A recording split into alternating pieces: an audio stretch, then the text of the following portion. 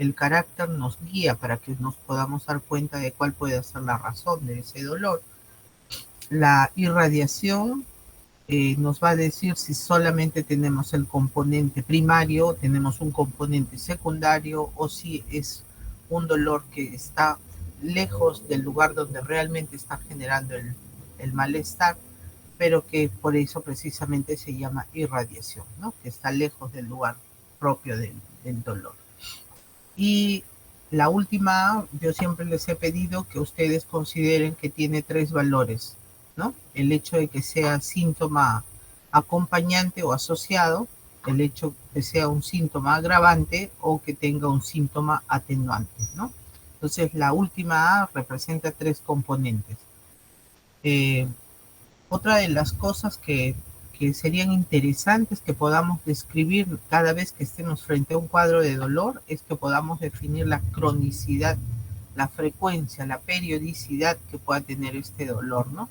No es lo mismo hablar de un dolor que tiene horas a hablar de un dolor que tiene meses, ¿no? No es lo mismo hablar cuánto tiempo dura el dolor, ¿no? O sea, puede ser que el dolor aparezca y lo tenga solo segundos y de ahí desaparece hasta que haga un nuevo episodio, que ese episodio puede ser a la semana, al mes, ¿no? A diferente que el dolor puede ser que está constante, permanente, y ya lleva 10 horas con el dolor y no baja, ¿no? Aquí se describe también los síntomas acompañantes y el horario, si tiene relación con algo, ¿no? Por ejemplo, hay algunos dolores que se relacionan justo a la posingesta, o sea, después de que comió, recién ahí lo presenta. Hay otros síntomas que dicen, no tiene nada que ver con la comida, porque él ni había comido y ya estaba con el dolor, ¿no?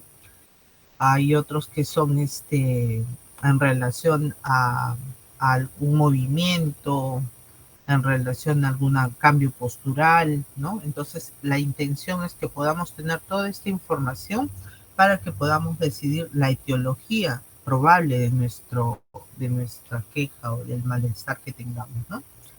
Por ejemplo, cuando hablamos de antigüedad, el, este, en otros cuadros está bien claro y bien definido cuando decimos que es un evento agudo y cuando decimos que es un evento crónico. Para el dolor, el tiempo no está claramente definido, pero lo que sí es cierto es que si hablamos de horas hasta 7 días, es agudo.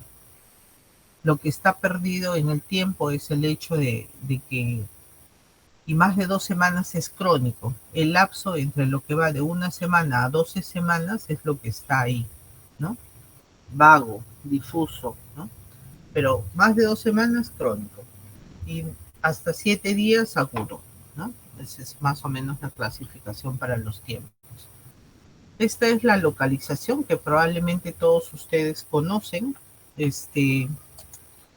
A ver, vamos a pedir que alguien nos apoye. Doctora Andrade o doctora Andrade Chirinos, esta es una imagen que probablemente conoce, ¿no? Esta es la forma como una de las formas mediante las cuales podemos hacer topografía o podemos hacer la división de los segmentos abdominales. ¿Qué dice Andrade? ¿Conoce esta imagen? ¿Cómo podríamos hacer la división? Buenas noches, doctora. Sí.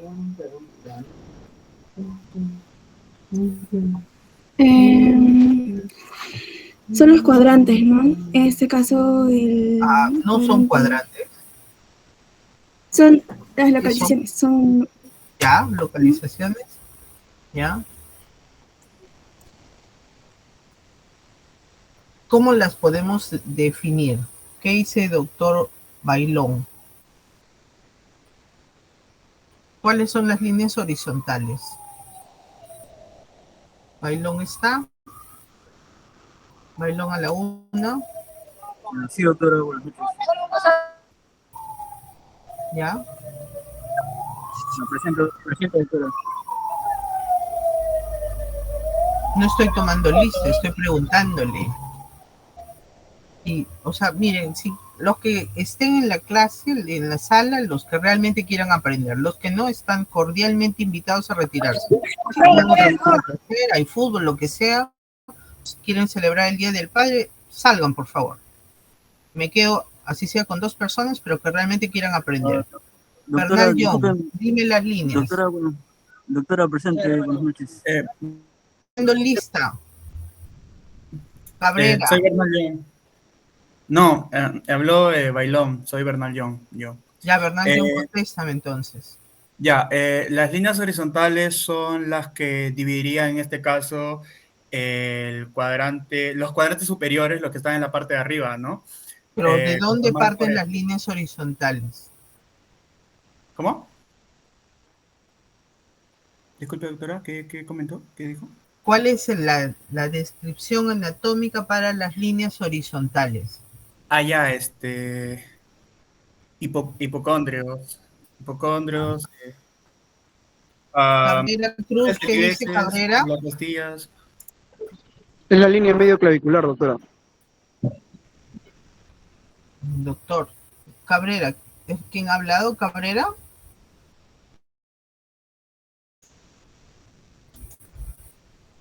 Cabrera.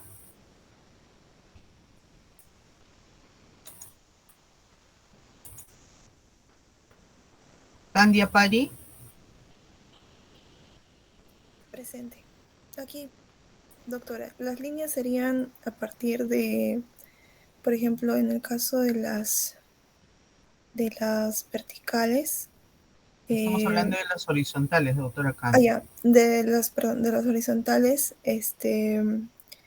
serían a nivel de las costillas, ¿no? La primera en el borde inferior, más o menos por la L2. Y la segunda, pues, sería alrededor de la espina ilíaca anterosuperior, más o menos.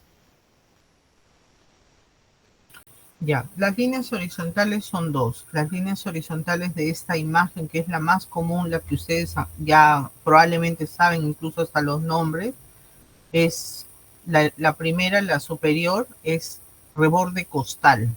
A nivel del reborde costal, es ahí donde pasa la línea horizontal. Y la segunda es crestas ilíacas o espinas ilíacas anterosuperiores, ¿no? Entonces, es lo mismo. A cualquiera de estos niveles, o sea, atraviesan estas líneas y nos dan la delimitación de forma horizontal. Y las verticales son las líneas medio clavicular, ¿no? O sea, ustedes bajan a través de la clavícula, esta es la clavícula, línea medio clavicular, y entonces tienen ahí las líneas verticales. Las horizontales es el reborde costal. En esta imagen, en este dibujo, ustedes van a ver que siguen todavía más costillas, ¿no? Pero son el reborde costal que nosotros vemos. Recuerden siempre que vamos a tener las últimas costillas son flotantes, no se ven, por eso aquí vemos en el dibujo se ve, pero a la hora que anatómicamente examinamos no se ven. Entonces, el reborde costal de lo que nosotros vamos a evaluar en el paciente. Y las crestas ilíacas están aquí con las espinas ilíacas antero superior, ¿ya? Entonces, nos van a delimitar los 9 segmentos que vamos a tener, ¿no? ¿Cómo se llama este segmento, doctor Carrión? El número 1. Ese es el epigastro. El epigastro. ¿Por qué nos importa o por qué delimitamos de esta manera? ¿Cuál crees que es la importancia de que nosotros tengamos que aprendernos los nombres, las líneas? ¿Por qué crees que hacemos esta clasificación, doctor Carrión? Para que si el paciente nos indique si tiene algún dolor en alguna parte del abdomen, nosotros identificamos primero en qué cuadrante se localiza y ve cuál posiblemente sea o a dónde sea el dolor. Para Si puede encontrar la ser, etiología del dolor, ¿no es cierto? sí, Tengan cuidado, cuando decimos cuadrantes nos referimos a 4. No estamos hablando de cuadrantes, estos no son cuadrantes porque no son 4. Cuadrantes solamente si yo definiría 4 espacios.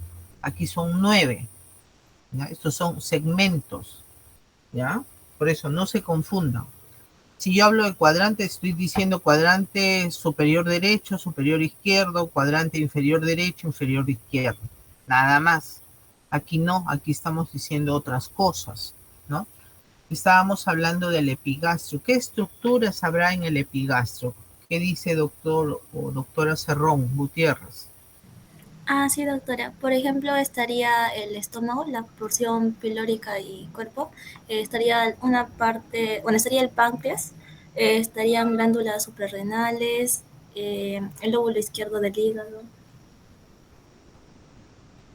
La Ya, parte, en el epigastrio, glándulas suprarrenales. um, Coge parte, un pedacito de páncreas, pero el páncreas propiamente es más de meso. O sea, está entre lo que es epi y meso, ¿ya? Entonces, pero como decía tu compañero, es importante que no solamente conozcamos el nombre del segmento que estamos evaluando, que el paciente nos señala, sino para tener una idea y una aproximación diagnóstica cuál puede ser la etiología del dolor, ¿no? La queja del paciente. Si el paciente dijera que le duele en las zonas del centro, ¿cómo se llama esta zona del centro? Cruz, Bravo, Dayana. La región umbilical, doctora, o también hipocondrio derecho. No, ¿Esta de que acá se llama hipocondrio derecho? disculpe, región umbilical, doctora. ¿Qué otro nombre? ¿Cuál es el nombre que tiene? Cruz Moya. ¿Estás de acuerdo que esto se llama región umbilical? Cruz Moya. Sí, doctora, buenas noches. Sí, región umbilical. Mesogastrio, Mesogastrio. El Mesogastrio. término correcto, aquí no hay región umbilical la topografía. No existe. O sea, solo es epigastrio, mesogastrio, hipogastrio, ¿no? Lo demás es invención de ustedes, ¿no? O sea, eh, en esa zona encuentras la cicatriz umbilical, ¿no? Pero esa zona no se llama región umbilical, se llama mesogastrio, ¿no? Y por su nombre mismo lo dice, lo que queda hacia abajo es el hipogastrio, ¿no? Luego, hacia los lados, ¿qué tenemos? ¿Qué dice de los santos? 4 y 5, ¿qué cosa es? De los santos a la 1, de los santos a las 2, de los santos a las 3. Estupiñán. Segmento 4, segmento 5, ¿qué cosa es? Los hipocondrios derecho e izquierdo. Hipocondrios, ¿no? ¿Y qué encontramos en el hipocondrio izquierdo? El ángulo Anatómicamente, ¿qué esplénico. recuerdas que tenemos en ese lugar? ¿Qué hay? El ángulo esplénico. Ya, el ángulo esplénico. Es lo más importante, es la estructura más importante y que tenemos que conocer, evaluar, reconocer para darnos cuenta si el paciente nos señalara que es ahí donde tiene el malestar, ¿ya? Muy bien. ¿Cómo se llaman las estructuras 6 y 7, Fabián? Fabián Trujillo. Flanco derecho e izquierdo. Los flancos, ¿no? ¿Y cuáles son las estructuras que se encuentran en esa zona? Porciones del ilio, los riñones.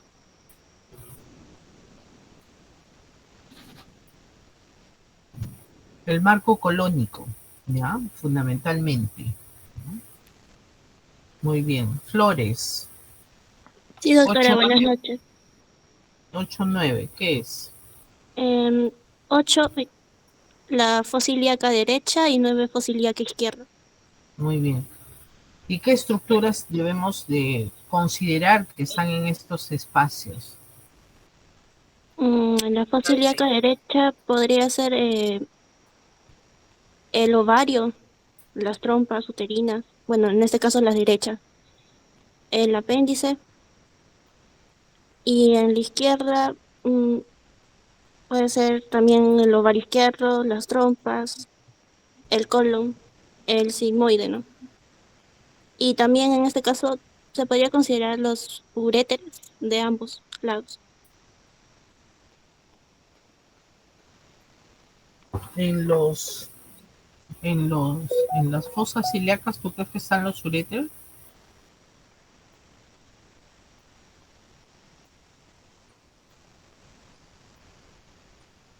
Bueno. Disculpe, doctora.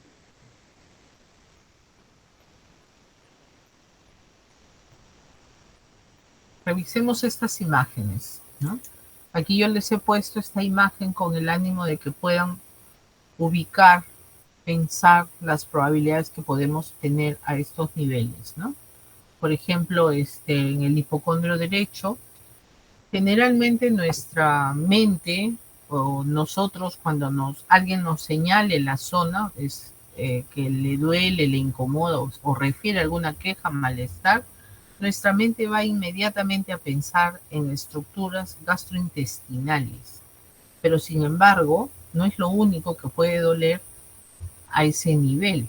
A ese nivel incluso podríamos tener una etiología totalmente diferente a la gastrointestinal. Podría ser una complicación desde el punto de vista respiratorio, una neumonía, una efusión pleural, ¿no? Y que está dando dolor precisamente en la zona, ¿no?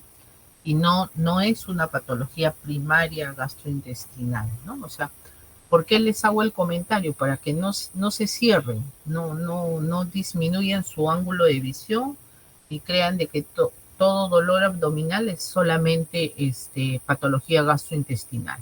Pueden ser otras patologías, como por ejemplo acá les he puesto un dibujo, ¿no? Una imagen donde lo que tenemos ahí es probablemente cuando este paciente venga al consultorio va a decir que tiene un dolor en hipocondrio derecho. Y cuando nosotros levantemos la ropa, cuando nosotros lo subamos a la camilla para examinar, de pronto nos encontramos de que hay una lesión extensa que no solo está en hipocondrio, que va siguiendo todo un dermatoma, solo un lado, y esto es una lesión que vamos a ver en piel y que no tiene que ver con una etiología gastrointestinal, ¿ya? Por eso, por favor, cuando alguien se queja de un dolor y que la localización podría caer incluso dentro de los segmentos que estamos aprendiendo el día de hoy, no necesariamente es una patología gastrointestinal. ¿Qué es lo que yo quiero que ustedes incorporen al pensamiento? Que tenemos diferentes capas, que puede ser piel, tejido celular subcutáneo, que puede ser músculo, que puede ser hueso, que puede ser periósteo, que puede ser cartílago, que puede ser las cubiertas, ¿no? Sea parietal, visceral, sea peritoneo, sea pleura, dentro de las capas que vamos a tener, y luego ya realmente vamos a tener el tejido propio, la víscera como tal, ¿no? O sea, no piensen solamente patología gastrointestinal, ¿no? Todo lo que hemos comentado está representado en estas imágenes para todo lo que ustedes han dicho, lo de hablar del estómago, el epigastro, una esofagitis, una pancreatitis, ¿no? Entonces esas cosas pueden estar. Aquí es dolores que podrían estar más específicos solamente para de acuerdo al segmento del cual estamos viendo, en este caso el epigastro, que puede ser también, no solamente pensemos en patologías benignas, sino también en patologías malignas, ¿no? El cáncer, sea gástrico, de páncreas, la gastritis y todas las otras etiologías adicionales. Conforme vayamos describiendo las características semiológicas que podamos encontrar con el dolor, vamos a poder plantearnos de todas estas probabilidades, ¿no? ¿Cuál es la más cercana? ¿Cuál es la que puede ser la que puede tener mi paciente, ¿no? Porque no es que dolor en fosa ilíaca derecha todo es hígado, ni todo es vesícula, ¿no? Puede ser otra etiología, pero el tipo de dolor me va a dar la diferencia. Por ejemplo, por decir algo, dolor en fosa ilíaca derecha, ¿no? Pero en un paciente es un dolor tipo cólico. El cólico es que va y viene, ¿no? Entonces, calma, afloja, suelta, es un dolor tipo cólico. El dolor tipo cólico es propio de una víscera hueca, ¿no? Sin embargo, yo tengo el dolor en un paciente que está haciendo una hepatitis, que igual ese hígado está creciendo, está distendiendo la cápsula de Gleason y por está generando dolor, pero es un dolor sordo, es un dolor tipo pesadez, ¿no? Entonces, si bien es cierto, el dolor está localizado en la misma zona, los dolores tienen diferente etiología. Pero, ¿qué nos da la sugerencia de cuál puede ser la probable etiología? El carácter del dolor. Uno es tipo pesadez y el otro es tipo cólico. Por eso es importante que cuando hagamos la entrevista sepamos cuál es el tipo de dolor que tiene mi paciente, ¿no? Y si fuera, por ejemplo, el herpes zóster, es un dolor tipo urente, es un dolor el paciente va a decir, siento que algo me quema, me pasa corriente, ¿no? Entonces es un dolor diferente. Igual si tengo para el lado esplénico, para el hipocondrio izquierdo, habíamos dicho que ahí básicamente está localizado el vaso. Entonces, ¿qué es lo importante que tengo que saber de esta zona? La anatomía, y lo más importante aquí para que nosotros podamos diferenciar es el sonido. O sea, a la hora que hoy día se vayan a dormir, yo les voy a pedir que todos hagan el ejercicio de hacer el autoexamen y hagan percusión, ¿no? Percusión de tal forma que encuentren cuál es el sonido que tiene el hipocondrio. En el hipocondrio, en el espacio de Traube, traten de ubicarlo, es el único lugar donde van a encontrar un sonido mucho más sonoro. Es el espacio que nos dice que está libre. Cuando Traube está ocupado, cuando Traube cambia el sonido y se hace mate, nosotros tranquilamente podemos postular que el vaso ha crecido, ¿no? Entonces, por eso es importante que a la hora que hagamos percusión sepamos diferenciar el sonido, ¿no? Entonces, hagan percusión, examinen a toda aquella persona que se puede examinar para que ubiquen esta zona, donde está. En el hipocondrio izquierdo, ahí lo van a encontrar, ¿no? Es importante que sepamos hacer percusión, escuchemos el sonido y que cuando vayamos a ver al paciente podamos discernir. ¿Le duele por qué? Porque puede ser que está crecido, le duele porque está grande, tiene algún otro compromiso en este paciente, ¿no? Si hablamos de las fosas son importantes y aquí es importante que establezcamos el sexo para poder definir el riesgo, ¿no? Si yo tengo a una dama, voy a pensar en patología ginecológica. Si tengo un varón, ya va divertículo de Meckel, va apendicitis, pero no voy a pensar un embarazo ectópico, ¿no? Entonces, es importante que consideremos el sexo para que podamos definir las etiologías de mis dolores. En un varón que me diga que tiene un dolor en fosa ilíaca izquierda, probablemente vamos a poder pensar patología rectal, patología o un NM de colon, ¿no? Otras cosas. Y si es una dama, vamos a pensar pues embarazo ectópico, ovario, vamos a pensar trompas, ¿no? Vamos a pensar otra gama de cosas que puedan ser las que puedan estarnos dando este dolor, ¿no? Es importante que lo tengamos en cuenta, ¿no? El hipogastrio, básicamente ahí vamos a tener a la vejiga. Recuerden siempre la anatomía, ¿no? La vejiga se conecta a través de los uréteres y vamos a llegar al riñón. Entonces, esa es lo que va a estar fundamentalmente afectado, ¿no? Es vejiga, ¿no? Y el útero en las damas, ¿no? Entonces, a ese nivel es las estructuras que vamos a encontrar que podrían ser la razón, la causa, la etiología de mi probable dolor en el paciente, ¿no?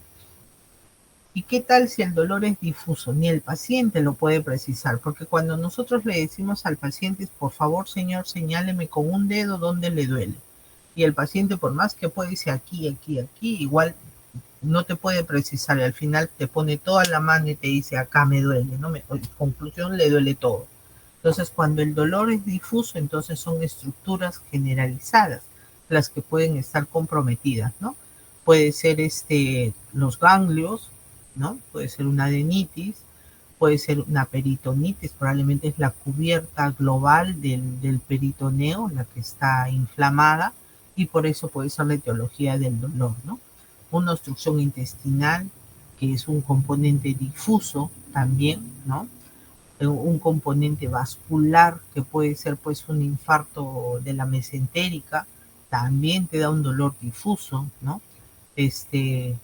Y podría ser la causa del dolor. O sea, no nos cerremos, sí, solo puede ser que le da una diarrea, el paciente está con diarrea. No, pues puede ser que sí sea una diarrea, pero tú tienes que pensar las otras probables etiologías que pueda tener tu paciente.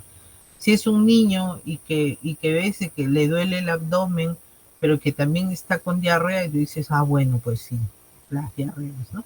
Pero si es un anciano, ya no solo es la diarrea, porque está esa diarrea, ¿no?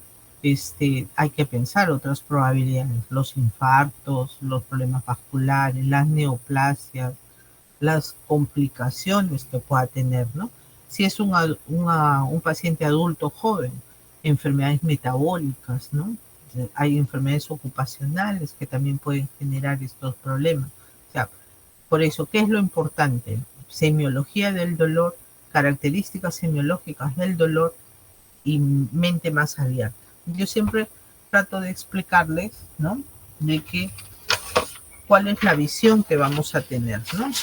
Si yo ante cualquier cosa tengo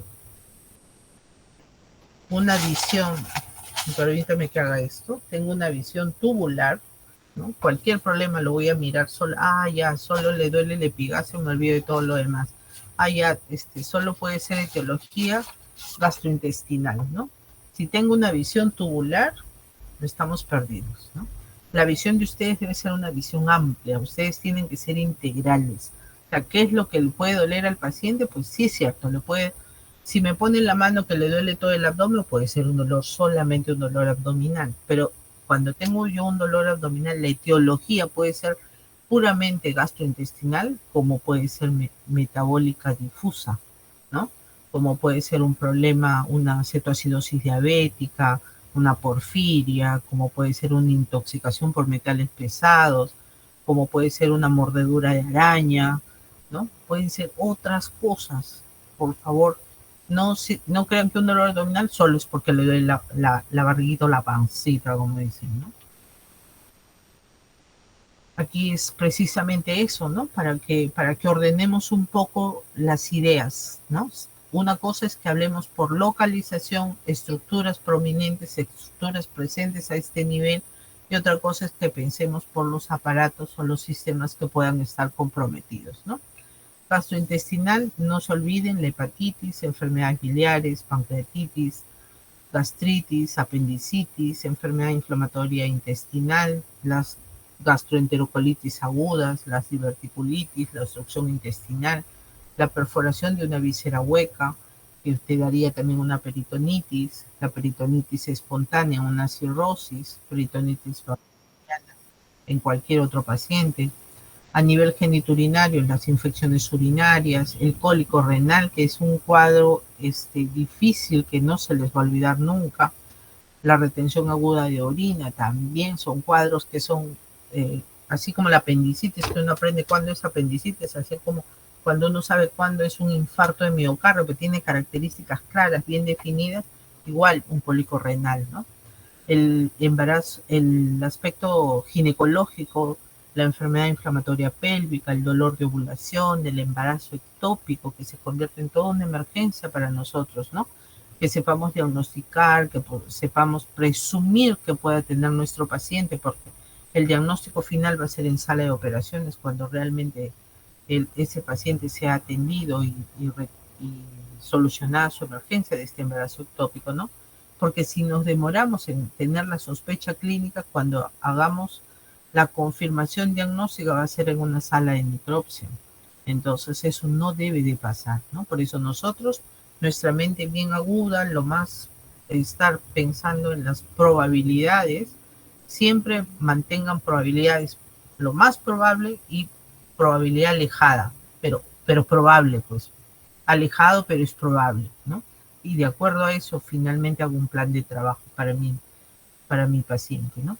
Las etiologías vasculares, por favor, tienen que pensarlas, ¿no? Un aneurisma de aorta abdominal, el infarto de la mesentérica, una colitis isquémica, ¿no? Son probabilidades diagnósticas que podemos tener en los pacientes. No son las únicas, pueden ser de causa extraabdominal, como puede ser un problema cardiopulmonar, como una neumonía, una efusión pleural, un neumotórax. Uno puede decir, pero ¿qué tiene que ver un neumotórax con el dolor abdominal?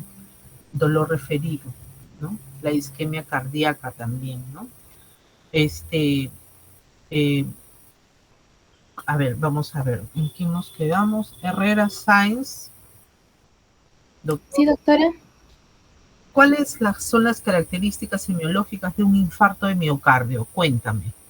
¿Qué es lo que sabes? Infarto de miocardio.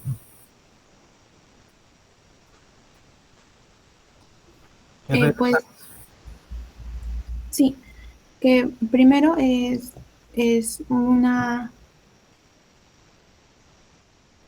Se va a dar un aspecto blanquecino. ¿Qué?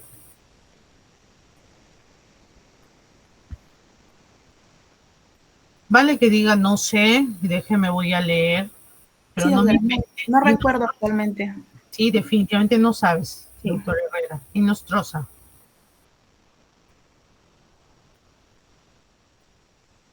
Inostrosa.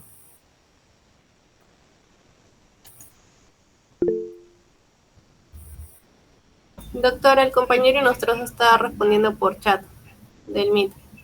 Ahí ya lo saqué. ¿Pero por qué no tiene micro?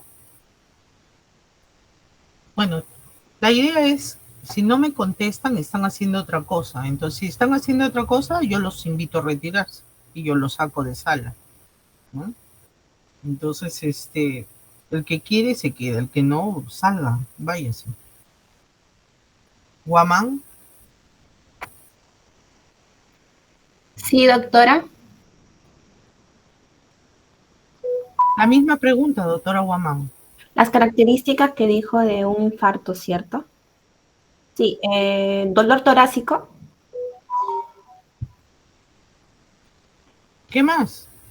Ya sabemos que es un dolor. ¿Cuáles son las características semiológicas del infarto de miocardio?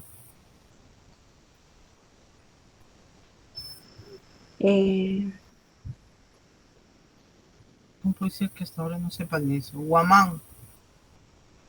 Doctora, disculpe, mi audio no se activó. Soy Nostroza.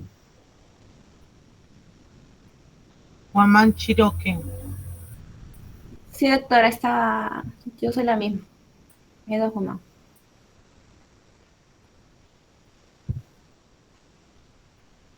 No sabes. Guamán Espinosa. Sí, doctora.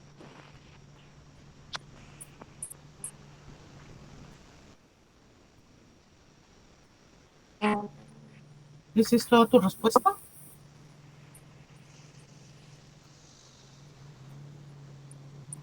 ¿Quién sabe cuáles son las características semiológicas del infarto de miocardio?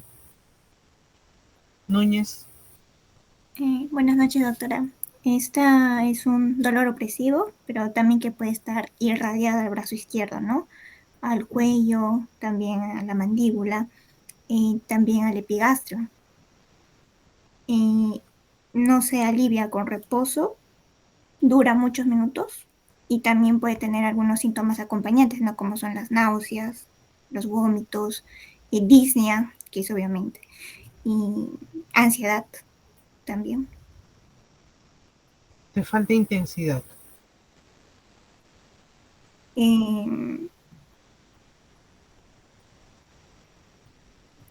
Es muy fuerte, muy doloroso. La intensidad pues, puede ser 10 sobre 10, ¿no? Localización, no dijiste. No vale dolor torácico. ¿Cuál es la localización? Es de área retroesternal. Retroesternal. Ok.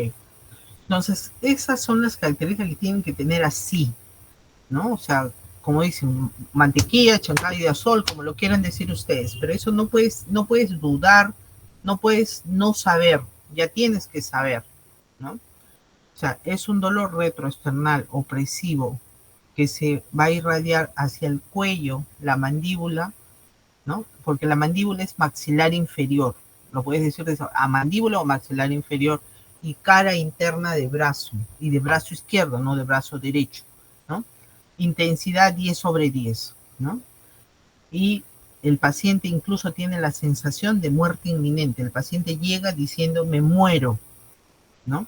Entonces, y el dolor, ¿por qué lo traigo aquí? A que lo conozcan cómo es el dolor del infarto de miocardio y para que cuando estemos con un dolor abdominal, ustedes puedan pensar de que puede ser un dolor, a pesar de que el paciente te dice me duele el abdomen y te va a decir me duele el epigastrio, te va a señalar, va a poner su dedito, su manito en la zona de epigastrio y ustedes tienen que pensar como una probabilidad de que pueda ser un infarto de miocardio, pero de cara inferior, ¿no? La cara inferior, por anatomía, reposa casi sobre el diafragma. Entonces te puede dar el dolor hacia el epigastrio. Tampoco es de que va a ser un infarto de la arteria de toda la circunfleja, por ejemplo, o alguna otra arteria, ¿no? Va a ser solamente de la cara inferior, ¿no? Entonces, ahí tengamos presente eso, ¿no? Por eso les pedía, tienen que reconocer las características semiológicas del infarto de miocardio. Y si, por ejemplo, el paciente te dice, me duele opresivo, y me duele el epigastrio, y es una intensidad 10/10, ¿no? Y el paciente, otra de las características es el aspecto vasovagal, que va a estar sudando, muy sudoroso, ¿no? No te ha dicho retroesternal, no te ha dicho que se me va el brazo izquierdo, ¿no? Si no te está diciendo epigastrio, pero es opresivo, es 10/10, sensación inminente de muerte, muy sudoroso, ¿no? Tiene las otras características, plantea que puede ser un infarto de miocardio de cara inferior, ¿no? Entonces, por eso es que quiero que aprendan esto. Hay otro dolor que es el dolor de pared abdominal, o sea, el paciente te señala que le duele y te puede decir, doctora, entre lo que me echo, me paro, entre lo que me paro, me siento, me duele más, ¿no? Entonces tú te das cuenta que es el movimiento, cambio postural, y eso tiene que ver con la pared abdominal. Lo echas al paciente y luego vas a forzar que haga un esfuerzo físico, que sea pujar, toser, incorporarse el mismo movimiento, y van a aparecer por estos cambios de presión que se está generando con el movimiento, protrusiones. Entonces puede haber una diastasis de los rectos en la línea media, ¿no? O en la línea media, o puedes tener que haya hernias, ¿no? Una hernia umbilical, hernias inguinales, inguinoescrotales, ¿no? ¿Qué es lo que puede tener tu paciente, ¿no? Entonces, por eso deben de mirar a la hora que hagan el examen cómo está la pared abdominal, ¿no? Hay signos que son importantes que los vamos a ver en las complicaciones y es importante que aprendamos a ver el color, pero son signos que realmente por la severidad antes se veían, ¿no? Pero ya actualmente teniendo tanto aparataje, tanta tecnología, llámese radiografías, ecografías, tomografías, resonancias, generalmente ya los cuadros clínicos no llegan a ser tan complicados, que vamos a ver cambios de color como en una pancreatitis, con cosas muy complicadas a la tercera, cuarta semana, porque al paciente con una sospecha de una complicación ya le hemos pedido mínimo una ecografía al momento del ingreso y mínimo al tercer, cuarto, quinto día de la semana su tomografía de control. Nunca vamos a dejar que pase tanto tiempo, ¿no? Dentro de las enfermedades tóxico-metabólicas también es muy importante que tengamos en cuenta que pueden ser la causa del dolor, ¿no? No es solamente que el paciente pues tenga todo lo que hemos conversado hasta ahora, una enfermedad diarreica, un problema vascular, sino que también puede ser de que pueda tener una cetoacidosis diabética, por ejemplo, una descompensación de la diabetes, y que el paciente, el cuadro clínico que va a predominar es el dolor abdominal, ¿no? Una crisis suprarrenal, una crisis tiroidea, una alteración del metabolismo del calcio, vasculitis, ¿no? Los problemas vasculares son sumamente importantes y por eso nosotros tenemos que estar alerta de ello, ¿no? El lupus fundamentalmente en mujeres jóvenes, ¿no?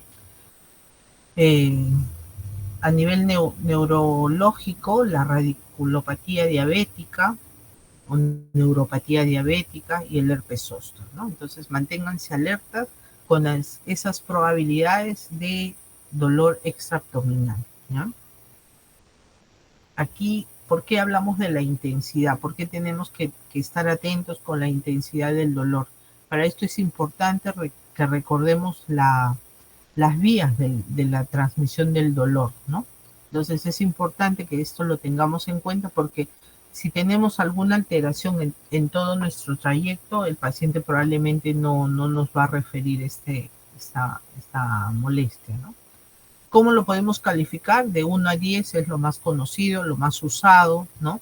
Pero también podemos decir del 1 al 20, ¿no? Dependiendo del nivel cultural, a veces las personas les es muy difícil entender de 1 a 10 cómo lo va a calificar.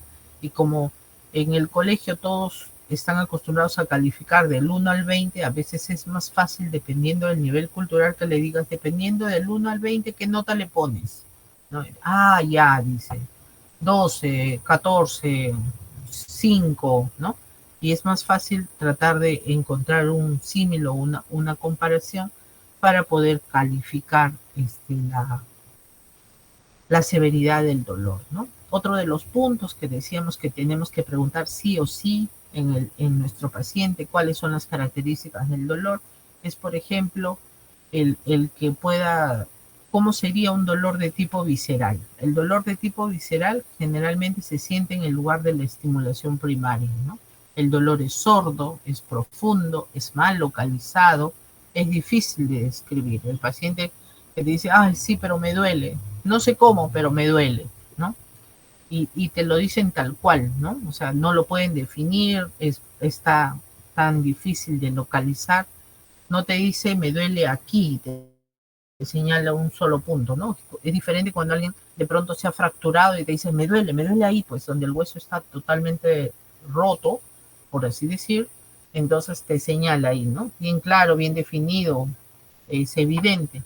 En cambio, cuando el dolor es de una víscera, es vago, es impreciso, mal localizado, ¿no? El dolor parietal es un dolor somático profundo de irritación de peritoneo parietal o raíz de mesenterio, también es más definido y más fácil de definir, ¿no? Y el dolor referido es cuando no es propiamente en el mismo lugar, sino que tiene una localización adicional, probablemente lejos del lugar, ¿no? Que aquí vamos a ver en algunos ejemplos cómo es esto. El dolor referido se expresa en un lugar distinto al que se origina. Por ejemplo, el clásico dolor referido es el dolor de la vesicular, donde vamos a tener el dolor que puede estar en el hipocondrio derecho, pero al mismo tiempo nos va a dar un dolor subescapular, ¿no?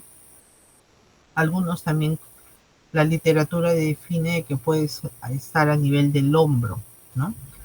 A nivel superior, ¿no? Y puede tener también relación con que sea un dolor vesicular, ¿no? Luego dice en genitales, cuando el dolor es de origen ureteral. Ese es otro de los dolores clásicos que todos tenemos que aprender, ¿no? El dolor del cólico ureteral. El dolor cuando tenemos el cálculo en uréter y que va descendiendo, es un dolor que inicia en región lumbar, pero que migra y baja hacia genitales, ¿no? Entonces, el paciente te va a decir, me duele acá, y te señala la región lumbar, pero luego el dolor se va hacia abajo, ¿no? Entonces, ese es un dolor de uréter, ese es un dolor referido, y donde uno probablemente va a decir, va a sospechar de que podemos tener un cálculo que está migrando, que está bajando, que está descendiendo, que puede ser el que nos está condicionando este malestar. Aquí es más para hacer la diferenciación. Aquí es una imagen donde tratamos, son las características semiológicas de los dolores y tratando de establecer cuál podría ser la razón entre un tipo de carácter del dolor y cuál podría ser la razón de ¿no? Si es fugitivo, tejidos superficiales, dice, ¿no? Si es urente, probablemente una úlcera péptica, una esofagitis, una gastritis. Si es cólico, siempre es víscera hueca, por favor. No existe un dolor tipo cólico hepático, ni existe un dolor tipo cólico esplénico, ¿no? O sea, dolor cólico es de víscera hueca. Sordo puede ser, por ejemplo, un carcinoma gástrico, gravativo, pesadez, dolor abdominal sordo en las efusiones, ¿no? De hambre se refiere que cuando calma con la comida, por eso dicen era un dolor de hambre, ¿no? Generalmente en las úlceras. Pulsativo o pulsátil es en relación a abscesos, ¿no? Que está lleno de pus, que tiene, es un absceso, ¿no? Desgarrante es el del aneurisma aórtico, tanto sea torácico como sea abdominal, el aneurisma mismo genera ese tipo de dolor, ¿no? Es desgarrante, el paciente siente que se está muriendo, ¿no? Es algo que está, él mismo lo dice, ¿no? Fulgurante en el tábex dorsal, que es una patología que ya no vemos, que yo espero que ustedes no vean nunca. El dolor lancinante es el dolor del herpes zóster, ¿no? Esas son más o menos las características. Es una imagen para que podamos reconocer un poco de los dolores, diferentes tipos de dolor, no solamente dolor abdominal, pero que tiene relación con la irradiación, ¿no? Aquí tenemos la imagen, lo que está aquí en verde para la vesícula, ¿no? Bueno, se dice hígado vesícula, pero es básicamente la vesícula, ¿no? Que lo vamos a encontrar en el hipocondrio derecho y también en la región subescapular, ¿no? Y en algunos se describe también la región del hombro, ¿no? Este es el dolor del uréter, inicia en región lumbar hacia atrás y migra hacia genitales, ¿no? Es el clásico dolor por la litiasis ureteral, ¿no? Eso es. El otro dolor que es importante que aprendamos a conocer y poder establecer las características semiológicas es el dolor de la pancreatitis. Es un dolor que empieza en el páncreas, tiene una localización especial. Parte del páncreas va a estar en epigastrio, parte del páncreas, la mayor parte está en mesogastrio, y entonces el dolor se va a decir que es en la parte superior del abdomen y se irradia en cinturón, ¿no? Va en cinturón, otros dicen en faja, ¿no? Entonces, este dolor en cinturón o en faja está asociado a la probabilidad alta de que sea un dolor de tipo pancreático, ¿no? Aquí es otra vez lo mismo, de la aorta, el frénico. El dolor frénico que va a los hombros, a los puntos de inserción del diafragma. Es algo para... Y miren, cosa rara, si por ejemplo yo les preguntara a ustedes qué dice el doctor, creo que Huertas Medina, creo que me quedé ahí. Sí, doctora. Si yo ahorita te dijera, ¿cuál crees que es el dolor abdominal más común? ¿Cuál me contestarías? Para ti, que lo que que conoces de medicina, lo poco que has hecho de tus prácticas, ¿cuál crees que es el dolor abdominal más común? ¿El tipo cólico? Ya. A ver, doctor Lindo Aguirre, ¿qué segmento del abdomen crees que sea el que frecuentemente es más frecuente? El epigastrio. El epigastrio. Ya. Loyola está de acuerdo con su compañero. Para ti, ¿Epigastro es lo que más duele? Claro, sería el epigastrio, pero también podría ser el mesogastrio, más relacionado con la apendicitis por la irradiación. Este, eh, la apendicitis es un dolor importante que también tenemos que aprender a conocer. Tiene características especiales el dolor, ¿no? No duele en esogastro, es un dolor que empieza en epigastrio y luego se instala en fosa ilíaca derecha, ¿no? Bien, cosa rara, como decíamos, a veces podemos tener muchas ideas de los dolores abdominales, ¿no? Pero en realidad el dolor abdominal que es más frecuente es el dolor abdominal inespecífico, ¿no? Es el más frecuente, ¿no? El que le sigue en frecuencia es la apendicitis, ¿no? El dolor en fosa ilíaca derecha finalmente es el que tiene un 28% de frecuencia, ¿no? Y miren cómo van los otros, ¿no? El cólico renal, la úlcera, el cáncer, diverticulitis, hasta en un 1%, ¿no? O sea, hay una tremenda diferencia del 34 al 28%, ¿no? Que entre ellos es más del 50% de frecuencias de los dolores abdominales, ¿no? O sea, ¿cuáles son los dolores que sí o sí tienen que conocer? El de la apendicitis, de la colecistitis, ¿no? De la pancreatitis para que puedan hacer diagnóstico diferencial, ¿no? Entonces tienen que saberlos, ¿no? Esto para mí es una imagen importante porque establece grupos etarios diferentes.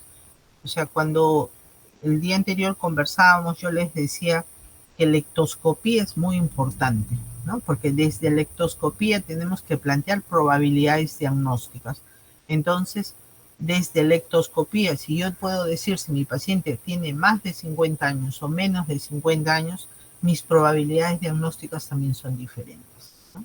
Y si el paciente viene con las dos manos puestas a nivel abdominal y yo desde que lo veo entrar, digo, este señor le duele la barriguita, ¿no? Tiene un dolor abdominal, pero tiene más de 50 años o tiene menos de 50 años, las probabilidades son diferentes, ¿no? Entonces, importante que tengamos en cuenta la ectoscopía, ¿no?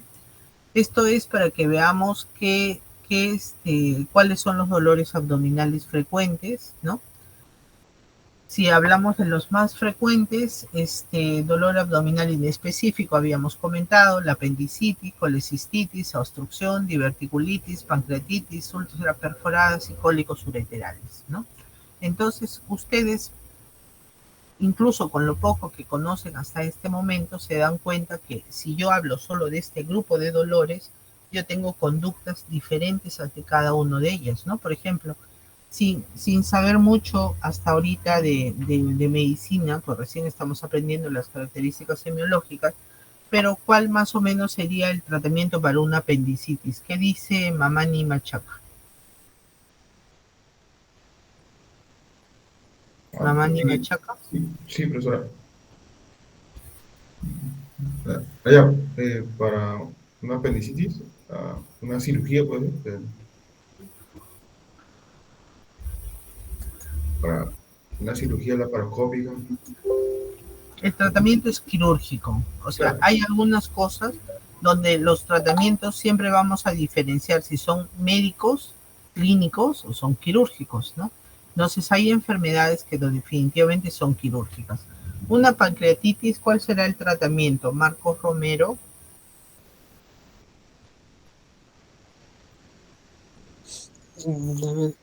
Creo que también en el caso de una pancreatitis sería quirúrgico. ¿Cómo? Quirúrgico, doctora. ¿Ah? ¿Quirúrgico? No, la pancreatitis no es quirúrgica. La pancreatitis, el manejo es médico. Hay que estabilizar primero al paciente y luego, si es etiología biliar, se opera, pero se opera después. Nunca es una operación, una cirugía de emergencia. A diferencia de la apendicitis, que sí es una cirugía de emergencia. Entonces, por eso es importante que reconozcamos las etiologías, que reconozcamos las probabilidades y porque de acuerdo a eso va a ir la conducta. ¿Qué voy a hacer? ¿No?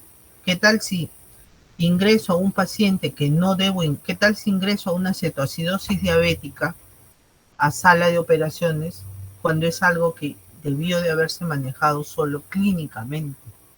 Lo hubiera hidratado, le hubiera puesto insulina y se mejoraba ese paciente, ¿no? Y sin embargo ya lo ingresé a sala, ¿no? Son los famosos SAS, ¿no? Entonces, por eso, como nosotros los médicos fundamentalmente tenemos que ser clínicos. Después de que somos buenos clínicos, ya pasamos a hacer todas las especialidades quirúrgicas, ¿no? Ahora también, si van a ser cirujanos, tienen que ser los cirujanos de verdad.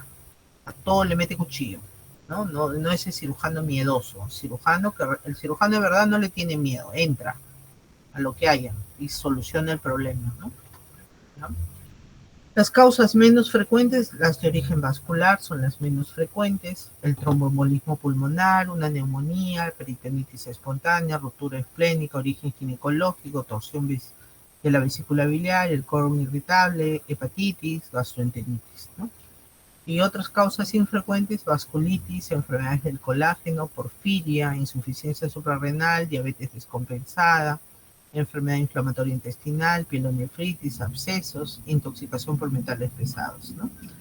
Lo de intoxicación por metales pesados antes no se reconocía, ¿no? La porfiria y la intoxicación por metales pesados son enfermedades que, el TAVES, son enfermedades que antes no se podían reconocer por la falta de tecnología, diría yo, ¿no? Ahora son cosas que yo difícilmente creo que ustedes puedan ver, ¿no? ¿Qué pasó? Ya. Obstrucción de vísceras huecas, como les decía, si sospechamos víscera hueca, la característica del dolor es que va a ser cólico, ¿no? Puede o no haber ausencia de espasmo. La distensión de la víscera hueca produce un dolor constante acompañado de exacerbaciones ocasionales. La característica del dolor cólico es precisamente presiona y suelta. Presiona y suelta. Esa es la característica, ¿no? En cambio, lo que es constante, permanente, eso es dolor sordo, es un dolor que probablemente sea de una estructura sólida, ¿no?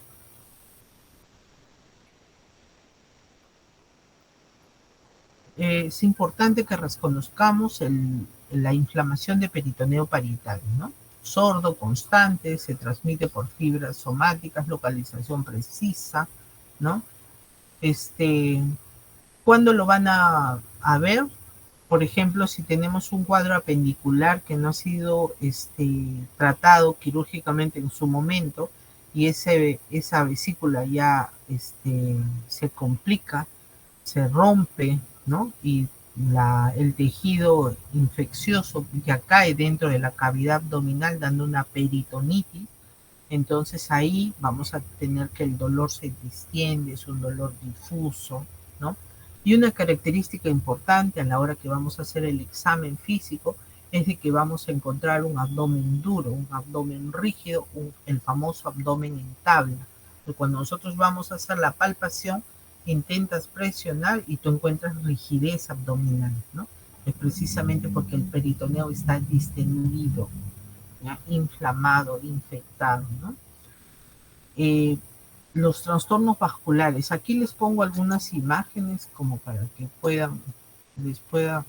esto hemos tenido casos en el hospital, ¿no? Y esto es algo que, si bien es cierto, la frecuencia que yo les ponía ahí en las imágenes es de 3 hasta un 4%, no es una cosa que ustedes vean todos los días, pero cuando lo ven o cuando les llegara a pasar, en alguna vez atiendan en sus emergencias, no deben de dejar, es algo que no debe de pasársenos, es algo que tenemos que sospechar, ¿no? O sea, nuestra mente, yo cuando nosotros postulamos etiologías, las causas por las cuales nuestro paciente pueda tener algo, voy a escribirles aquí, ¿ya? Déjenme. Etiologías, o sea, lo que sea, ¿no? O sea, si yo tengo ahorita, si estamos hablando del dolor, ¿cuál puede ser la etiología del dolor? Una etiología del dolor es de que el problema sea infeccioso. Así deben de pensar ustedes. Otro problema, otra etiología del dolor es que sea inflamatorio. Otra etiología del dolor puede que sea metabólico. ¿Cuál es la otra etiología? Es que puede ser vascular. ¿Cuál es la otra? Que puede ser neoplásico. Pueden haber otras, pero de estas 5, yo les pido que por favor nunca se olviden.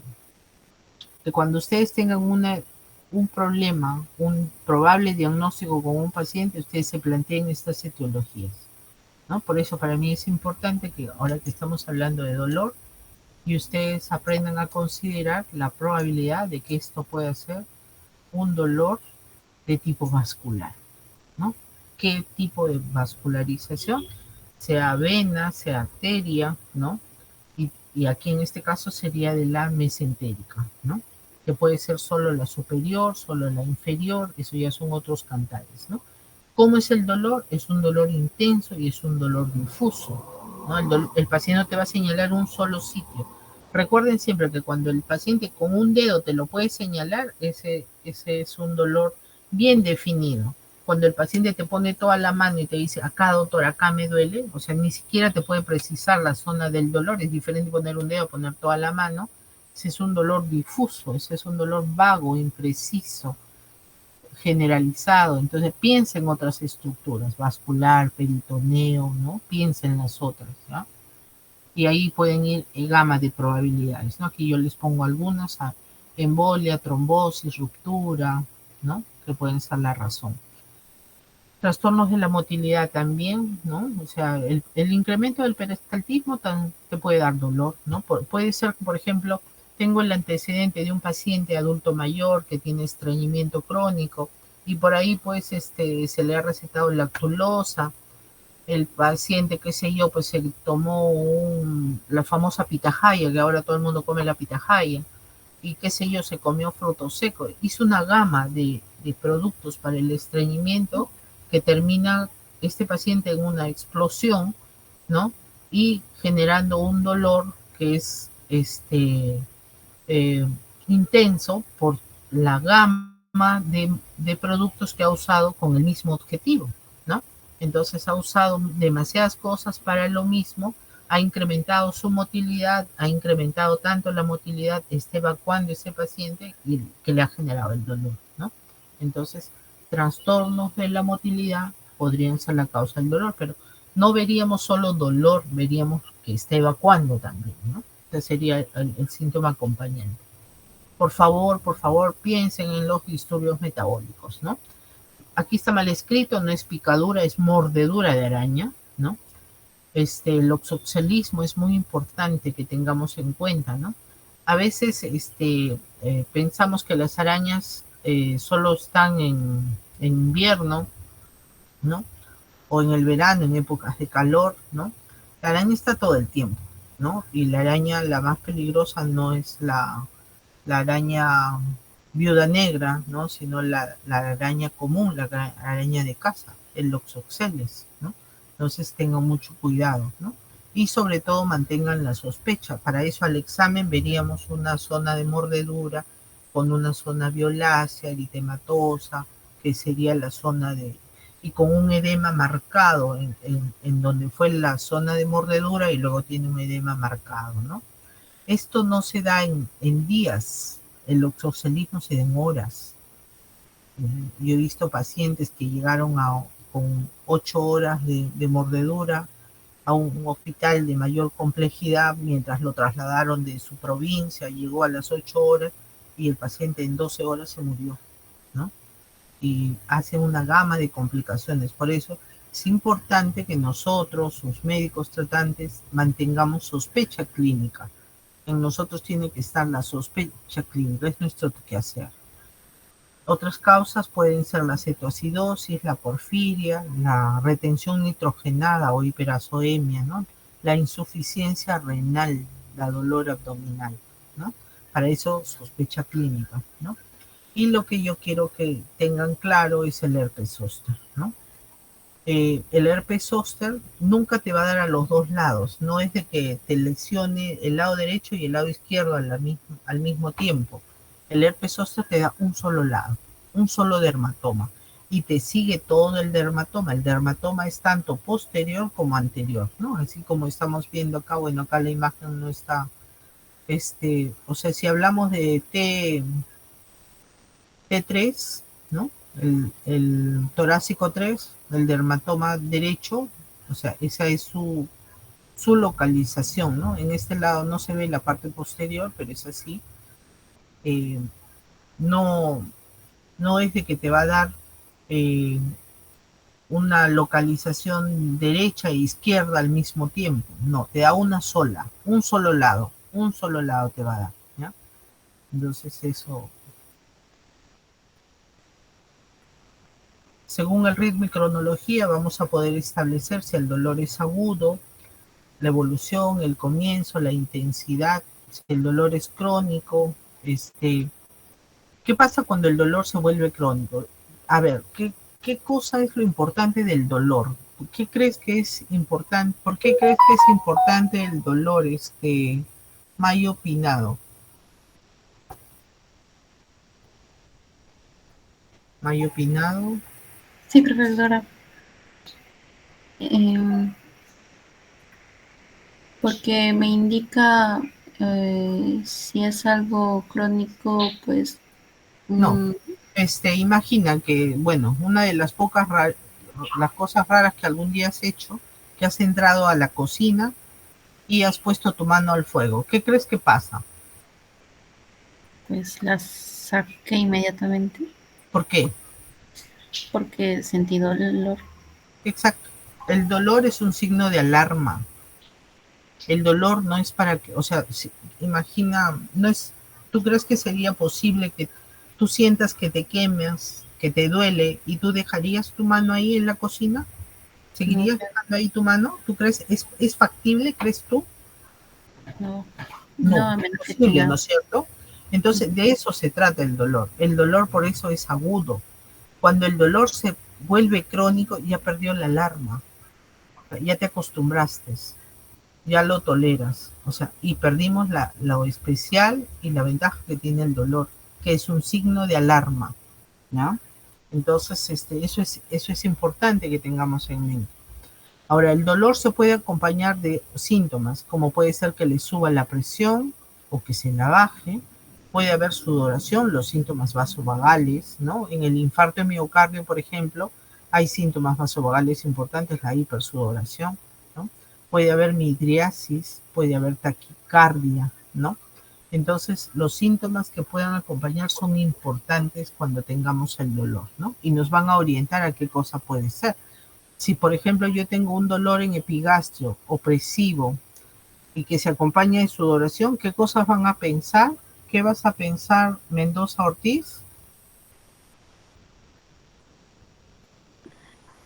¿Cómo dijo, doctora? Fuera Mendoza Ortiz. Núñez Soto, no, Núñez ya contestó. Ore Schwartz. Sí, doctora, infarto de miocardio. ¿De dónde? Está bien, es infarto de miocardio, pero de la cara posterior. Inferior, de cara inferior, ¿ya? Entonces, las características semiológicas tenemos que tenerlas claras, por favor, ¿no? Entonces, si yo tengo síntomas vasovagales y tengo epigastrio, tengo que pensar una probabilidad, puede ser de que hayan otras, puede ser de que sea una úlcera péptica perforada también, ¿no? Que también me va a dar síntomas vasovagales, pero mi diagnóstico diferencial debo de incluir al infarto de cara inferior, ¿ya? Aquí es cronología de dolores abdominales. A ver, ¿qué hago? ¿Qué pasa si yo tengo un dolor que se ha instalado así en instantáneo, en segundos, ¿no? Tengo un dolor en fosa ilíaca izquierda, que es una mujer con un dolor en fosa ilíaca izquierda, que así, doctor, llega encogida, Padilla Centeno. Sí, doctora. ¿Qué puede hacer? Con todo lo que estamos conversando hasta ahora. Mujer, joven, 23 años, ingresa por un dolor intenso en fosa ilíaca derecha. Así, y le ha empezado recién. ¿Qué crees? ¿Embarazo tópico? Es un dolor ginecológico. ¿Quién habló? Yo, Huertas. Ya. Entonces, el dolor que empieza así de pronto, o sea, ¿qué es lo importante que tenemos que tener en cuenta con los dolores? Hablábamos del tiempo, ¿no? Ese es un dolor extremadamente, con un tiempo de aparición extremadamente corto, y precisamente ahí radica su severidad. Ese dolor que se instala en segundos en fosa ilíaca derecha, la respuesta no puede ser una apendicitis aguda, porque la apendicitis aguda tiene otra cronología, ¿no? El dolor así rápido, tienen que pensar en embarazo ectópico, ¿ya? Es una de las probabilidades. Si por ejemplo fuera de una localización en mesogastro, en epigastrio, ahí tienen que pensar en vaso grande y ahí tienen que mirar cómo está la presión, ¿no? Ahí puede ser una ruptura de aneurisma, ¿no? Si el comienzo es rápido, pero es en minutos, puede ser un cólico renal, una colecistitis, una pancreatitis. Y si el dolor tiene una aparición más gradual, ¿no? Es un dolor que le da mucho tiempo, tiene más de complicaciones como para la colecistitis, pancreatitis, diverticulitis. ¿Cuál es la cronología de la apendicitis? La cronología de la apendicitis es que el dolor empieza en epigastrio, más o menos ahí puede estar hasta por 6 horas y al rango de más o menos 6 horas migra hacia fosa ilíaca derecha. El dolor de la apendicitis no aparece de frente en fosa ilíaca derecha, ¿no? Ahora tampoco es una cosa exacta de que si a las 2 horas migró, entonces no es una apendicitis porque migró muy rápido. O no ha migrado a las 7 horas y media, no es una apendicitis. No, sí, puede ser, ¿no? Pero lo que tenemos que tener en cuenta es de que hay esa migración, empieza en un lugar y luego se va y se instala en el otro, ¿no? ¿Ya? Eso tenemos que tener claro. Aquí, bueno, es más o menos lo mismo para que lo tengan claro.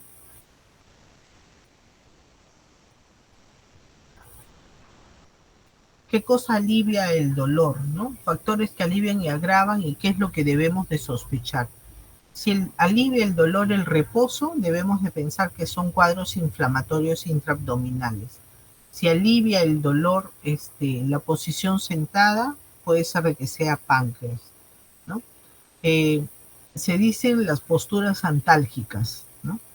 Entonces, si tenemos posturas antálgicas donde el paciente calma su dolor sentado, poniéndose hacia adelante, entonces probablemente sospechemos más de que sea una pancreatitis, ¿no?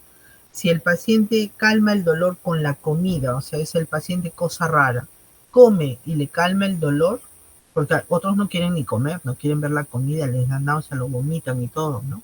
Pero hay otros pacientes que comen y calma su dolor, eso probablemente es una etiología de una enfermedad ulceropéptica, ¿no? El vómito, el vómito se alivia el dolor, o sea, el paciente que ha estado con mucho dolor y de pronto hay un vómito y este vómito te calma el dolor, entonces probablemente es una obstrucción. Y el vómito al disminuir la presión abdominal calmó el dolor, es porque hay otra zona que está obstruida, que no impide, o mejor dicho, que impide el pase y el buen tránsito intestinal. El vómito ha disminuido la presión y por eso es de que calmó el dolor, ¿no? Entonces piensen en obstrucción. Ahora puede ser una obstrucción benigna como una maligna, ¿no? Ahora, ¿qué cosas agravan el dolor? Si lo agravan los movimientos, son focos inflamatorios intraabdominales. Si lo agrava la inspiración, puede ser una colecistitis o un problema de pleura también, o sea, una efusión pleural puede ser. Y si agrava el dolor la alimentación, es una obstrucción intestinal, ¿no? O una pancreatitis.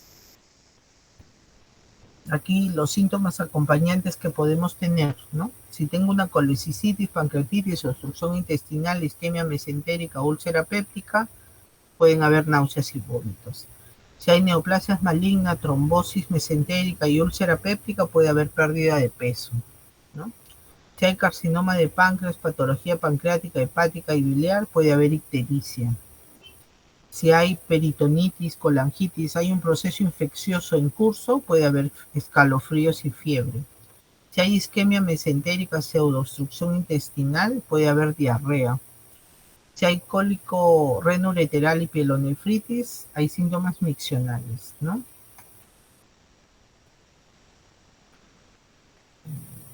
Ya. Aquí un poco para qué cosa es lo que hacemos cuando los dolores tienen tienen estas sospechas diagnósticas, ¿no? O sea, con qué tienen que relacionar, con cuál es el tratamiento, ¿no? Aquí es para relacionar los tratamientos. Si es apendicitis, obstrucción, perforación de víscera, colecistitis, aneurisma aortoabdominal, trombosis mesentérica, si es ginecológica, sea quiste, embarazo, ectópico roto, torsión testicular, pancreatitis aguda grave, la cirugía es inmediata, ¿no? Y si es enfermedad acidopéptica, padecimientos hepáticos, intestinales, ginecológicos, probablemente hay una cirugía, pero va a ser programada y electiva. Y estas que simulan un abdomen agudo quirúrgico, pero que no lo son, como puede ser el infarto, pericarditis, congestión pasiva de hígado, neumonía, cetoacidosis, merecen un manejo clínico, ¿no? Estabilizar al paciente y ya. Aquí son otras. Es un cuadro donde nos permite relacionar nuestras características semiológicas del dolor con la etiología, ¿no? Y este es un cuadro de una gama de cuadros que podríamos ver. Por ejemplo, la apendicitis, forma de inicio gradual, localización, aquí dice periumbilical, pero acuérdense, la apendicitis inicia en epigastro y migra fosiliaca derecha. Tipo difuso, el carácter es sordo y cuando ya se instala es punzante.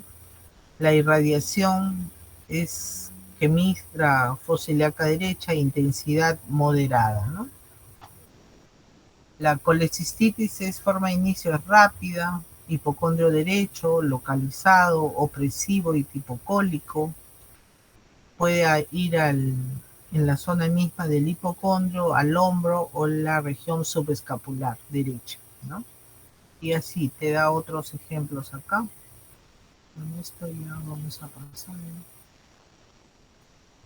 Aquí es para la vasculitis, el lupus y para la hernia discal. La hernia discal también a veces el paciente no define bien, ¿no? ¿Qué le duele?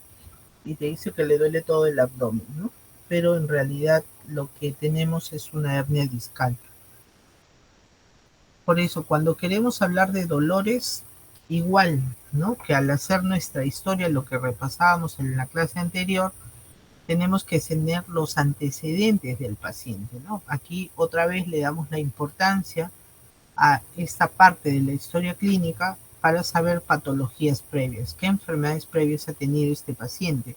Por ejemplo, si yo sospecho una pancreatitis, no es de que por primera vez el paciente tiene solamente la pancreatitis, sino el paciente puede tener antecedentes de cólicos biliar, ¿no? O sea, hay una patología biliar previa, solo que no se ha operado, se ha demorado en operar, no le dio importancia o X otra razón, ¿no? Si tengo un aneurisma, probablemente es un paciente hipertenso de larga data, que no cumple sus tratamientos, es un mal paciente, ¿no? Si tengo igual un infarto de miocardio, es un paciente probablemente hipertenso, con alto riesgo cardiovascular, que no cumple los tratamientos. Si tengo que es un paciente diabético, pero que el diabético que toma gaseosa, el diabético que come torta, que celebra el Día del Padre comiendo todo lo que se le ocurre, entonces obviamente voy a tener un cuadro vamos a estar expuestos a un cuadro de descompensación aguda, sea cetoacidosis o estado hiperosmolar, ¿no?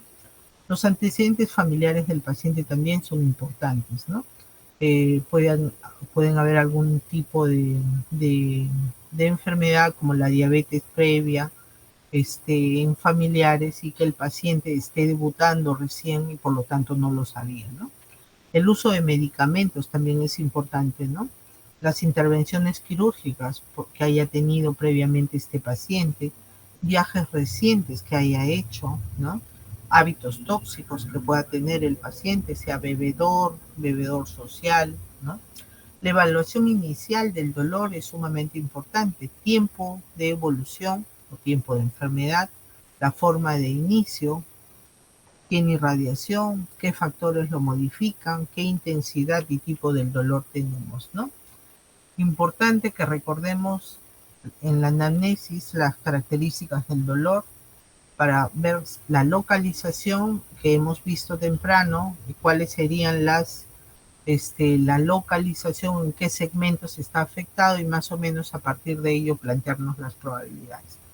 Que pueden estar afectados los aparatos, pueden ser intraabdominal, extraabdominal o puede ser incluso inespecífico.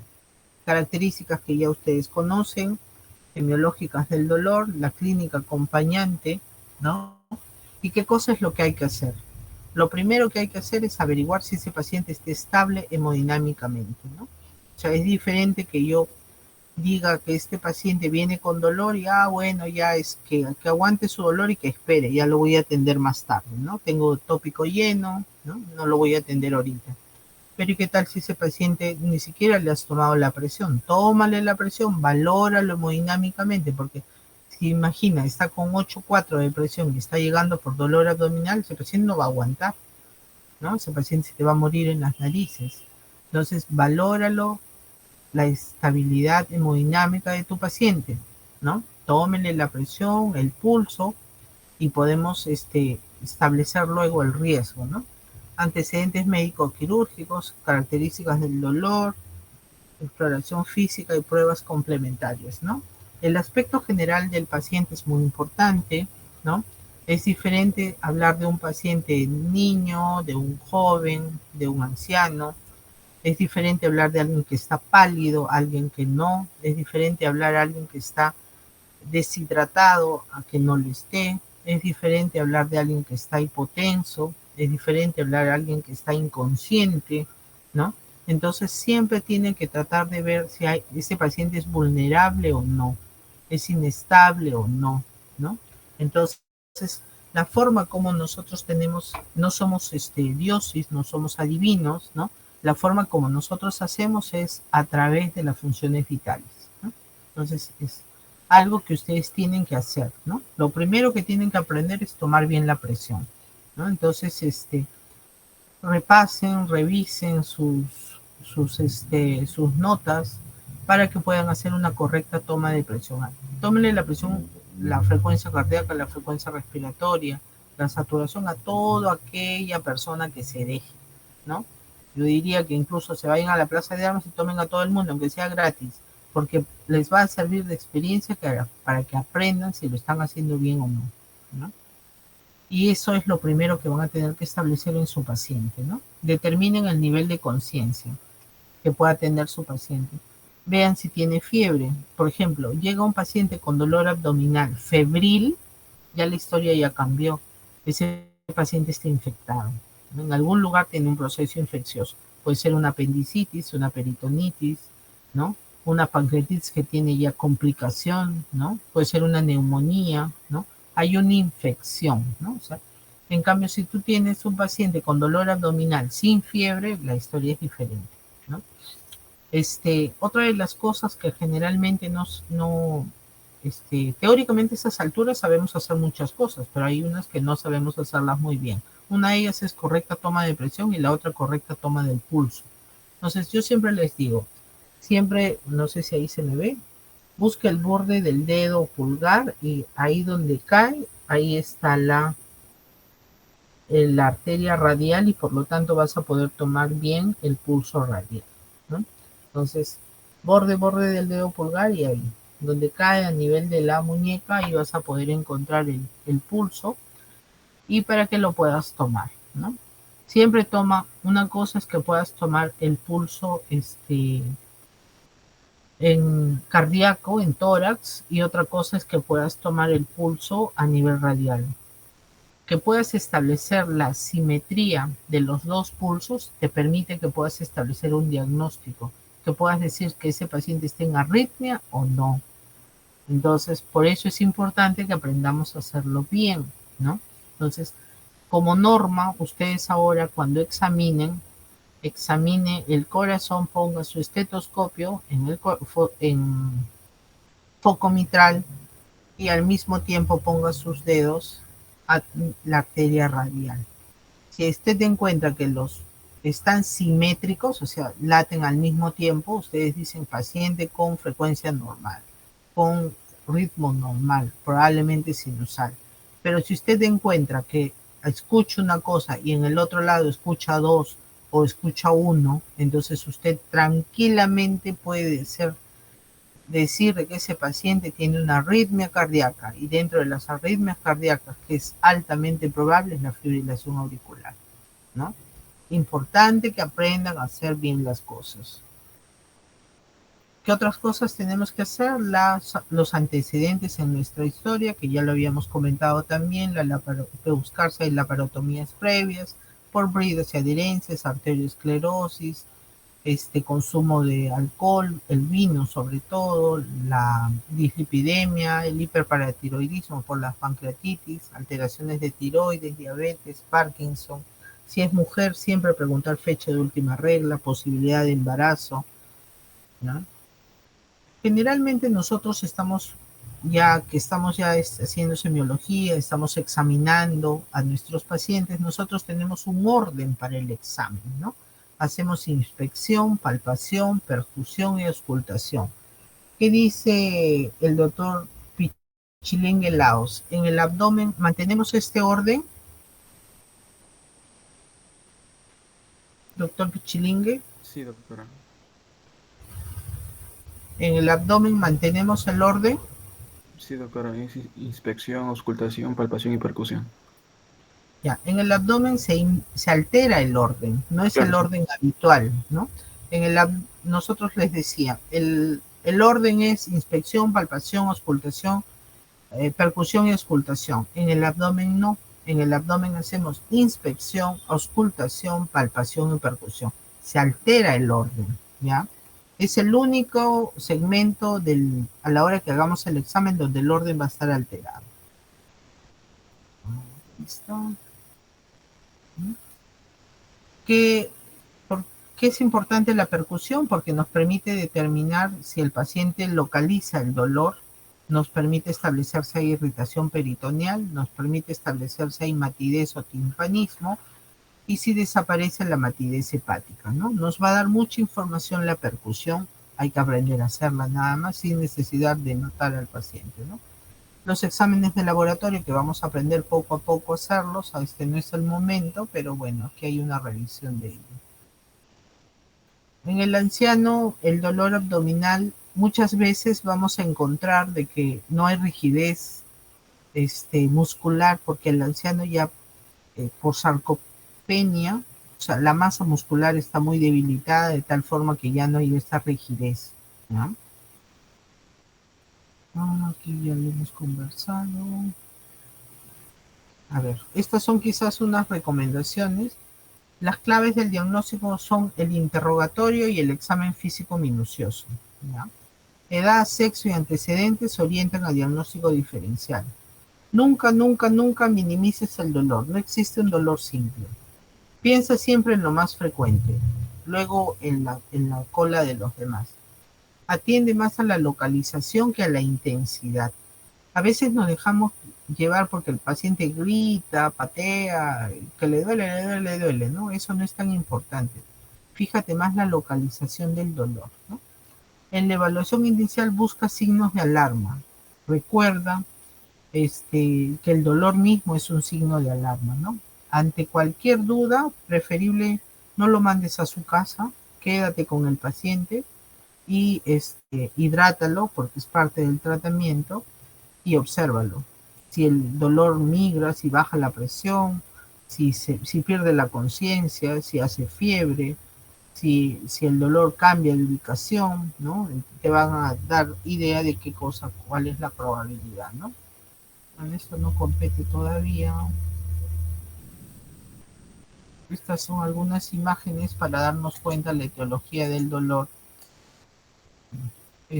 aquí es una obstrucción intestinal, ¿no? Se ven los niveles, es lo que nos dice la etiología del dolor, ¿no? Aquí es una apendicitis, ¿no? Aquí es mire, el páncreas está grande, está difuso. El páncreas normalmente es como un plátano bien bonito, ¿no? En cambio está todo difuso, está inflamado, ¿no? Aquí es una vesícula, ¿no? Que está llena de cálculos, ¿no? Esto es un aneurisma abdominal, la aorta abdominal. Miren este aneurisma, este es con una tomografía, ¿no?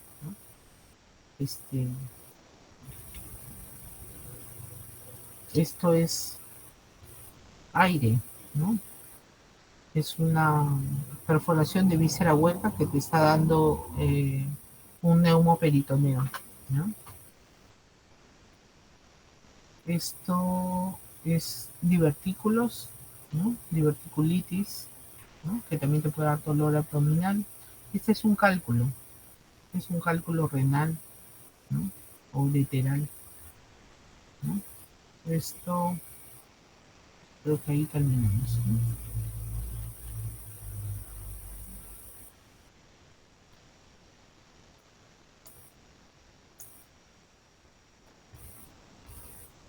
Paciente que refiere dolor abdominal que lo siente desde hace horas, pero ahora se ha intensificado fosíliaca derecha. Tiene pesadez asociada a náuseas, sensación de alza térmica. ¿Qué cosa es? ¿Qué dices, Poma Warok?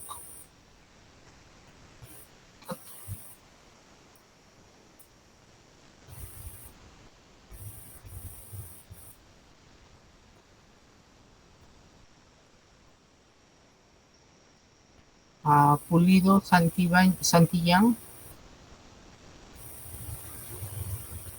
Apendicitis, doctora. Lo más probable es que sea una apendicitis. No ha migrado, tiene náuseas y tiene fiebre, ¿no? Paciente varón que el día anterior ha celebrado su cumpleaños, estudiante de medicina, refiere cursar con dolor en mi abdomen superior de intensidad 9/10, tipo pesadez, de región dorsal y se asocia a náuseas, sensación de alza térmica. Ramírez García, ¿qué es? Ramírez García. Pancreatitis. Lo más probable, ¿no? Aquí te da la ubicación, la intensidad y asociado al hecho que ha habido una celebración previa, ¿no? Donde se come y se bebe en abundancia, ¿no? Que son los factores de riesgo. Paciente refiere dolor en hipocondrio derecho, tipo cólico, que se irradia de la región subescapular derecha, sensación de alza térmica, náuseas, vómito bilioso, refiere que se presentó el dolor luego de comer frituras. ¿Qué cosa es? Ramírez Huanchaco.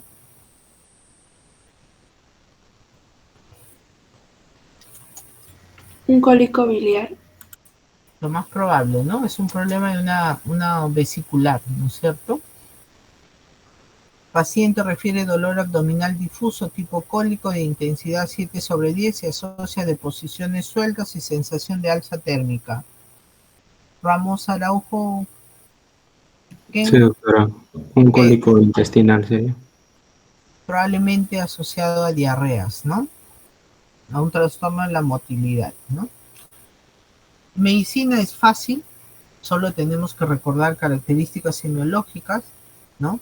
Y unir el recojo de la información, sean observadores, hagan la historia tal cual, recojan toda la información que deban recoger, pregunte siempre todas las características semiológicas, chequee los antecedentes, al examen sea minucioso y todo lo demás es fácil, ¿ya? ¿Preguntas?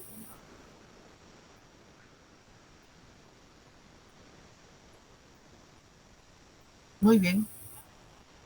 Pues, supongo que no hay preguntas.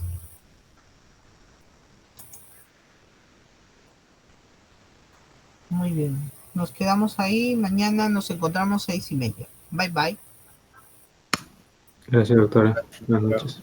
Buenas Hasta luego. noches. Buenas noches.